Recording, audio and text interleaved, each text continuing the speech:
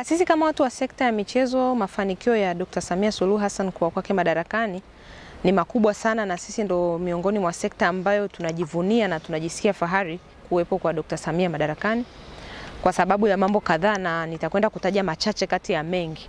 Kubwa la kwanza ni lile la ongezeko la bajeti. Wizara moja na taasisi zake zimeongezewa bajeti kwa kiwango kikubwa sana, kutoka takriban bilioni 38 kwa mwaka kwenda bilioni takriban 280. Sasa nini maana yake? Ni kwamba unapofanya shughuli za michezo unahitaji fedha, na fedha ni kitu ambacho ndo cha msingi zaidi. Kwa hiyo ongezeko lile la bajeti linaonyesha ni jinsi gani serikali imedhamiria na imejidhatiti kuhakikisha kwamba shughuli za michezo zinafanyika bila kuwa na matatizo yoyote, hasa ya ukata wa fedha.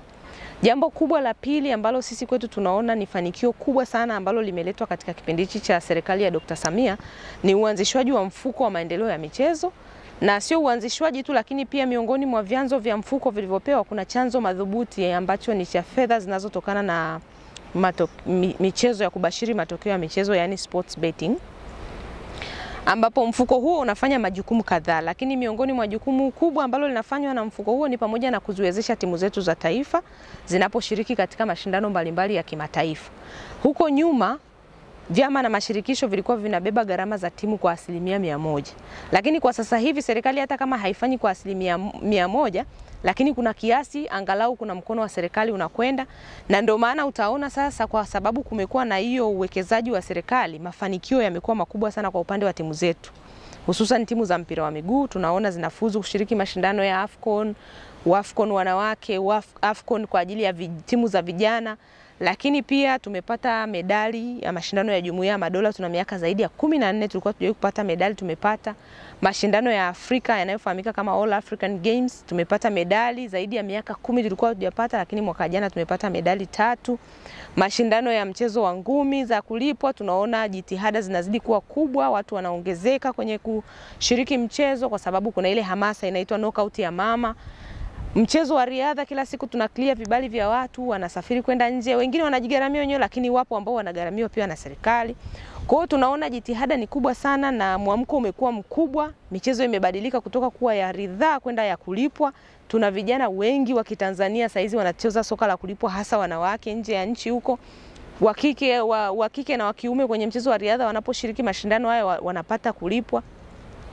Ukiachilia mbali sasa majukumu yanayofanywa na huu mfuko, lakini kuna hili jambo kubwa sana ambalo historia ya Tanzania tangu kupata uhuru hawajawahi kuli-experience.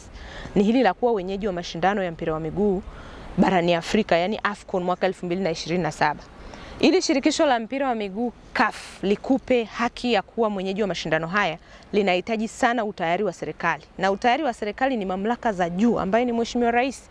Kwa Mheshimiwa Rais aliporidhia kwamba tuombe kuwa wenyeji wa mashindano haya, ni jambo ambalo limekuwa la faraja na tumeweza kupewa kuaminiwa kwa sababu ya kuangalia ule utayari wa mkuu wa nchi katika kusupport, kwa sababu kuna kiasi kikubwa cha fedha kinahitajika kwa ajili ya kuendesha mashindano haya. Lakini ukiachilia mbali hivyo, sasa kitendo cha kuruhusu kufanyika kwa mashindano hayo kumepelekea sasa kwenda kujenga miundombinu mikubwa ya kimkakati. Ukarabati mkubwa wa uwanja wa Benjamin Mkapa hapa unafanyika kwa ajili ya kumiti hivyo viwango na standards za mashindano haya. Lakini kuna uwanja mpya wa michezo unajengwa Arusha ambao utahusisha mpira wa miguu, riadha na michezo mingine. Uwanja mwingine unakwenda kujengwa mkoani Dodoma, lakini tuna viwanja vingine vya mazoezi mbalimbali vimejengwa na vitaendelea kujengwa kwa ajili ya ku-accommodate hiyo. Nini maana yake? Maana yake ni kwamba baada ya mashindano kuisha baki na legacy hiyo ni uwepo wa hii miundombinu. Miundombinu hii itasaidia vijana wa Kitanzania kuendelea kuitumia kwa ajili ya kujinoa na kushiriki katika mashindano mbalimbali, lakini itatuwezesha kuendelea kuhosti kuwa wenyeji, kuomba kuwa wenyeji wa mashindano makubwa ya kimataifa. Na unapokuwa mwenyeji kama tayari una miundombinu, maana yake ni kwamba wewe unakwenda kunufaika kiuchumi, kisiasa na kijamii.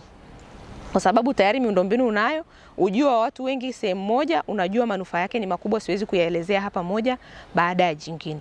Lakini fanikio lingine kubwa sana ambalo tunaliona ni uwekezaji mkubwa wa private sector kuja katika sekta ya michezo, na hii ni kwa sababu ya ule utashi na utayari wa kisiasa na ile hamasa ya Mheshimiwa Rais.